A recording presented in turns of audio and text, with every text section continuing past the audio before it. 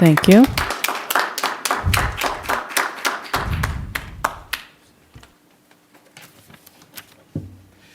My name is Chloe Celeste. I am 16 years old and currently a sophomore at Urbana High School. I'm also a transgender girl. I was forced to come here tonight out of fear in light of the horrible comments made at the last board meeting by Mr. Black in regards to policy 443. These remarks were disgusting and showed an appalling and frankly unprecedented lack of care and support for the queer students of Frederick County. I believe it is my responsibility to use my voice to push back against your hateful rhetoric. Let's look at this from a neutral standpoint for a minute. A 16-year-old girl, myself, has resorted to begging grown adults, members of the American Republican Party, because they are seriously threatening the basic rights of a marginalized social group in a public educational setting. Does this not go against everything we've worked for as a nation? My community is not asking for much here. All we need is for policy 443 to be kept in place. I am not exaggerating when I say this policy has saved dozens, if not hundreds of lives, mine included. 56% of trans and non-binary youth in the United States have attempted suicide at least once, with a non-negligible number of them ultimately reattempting.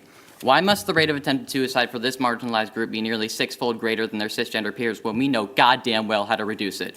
Well-established science has proven time and time again that the quality of life of LGBTQ youth would be significantly better, as well as their safety, if the unparalleled state-sanctioned discrimination against them would decrease in prevalence. The aforementioned article is but a minute fraction of the research that has been performed by public health agencies, accredited universities, and notable research institutions. Statistically, trans and non-binary people make up less than 1% of FCPS students. We are not the problem. However, the way we are treated is.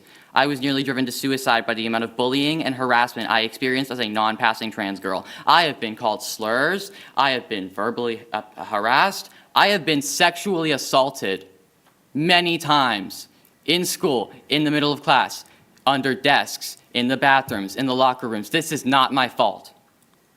At this point, you have no excuse other than mere bigotry. It is disgusting that we even have to have this conversation. Ms. Brennan, Ms. Allen, and Mr. Black, hear me very clearly when I say this. Do any of you have compassion for human life? If so, the degree of cognitive dissonance when it comes to the lives of our queer children and teenagers is astonishing.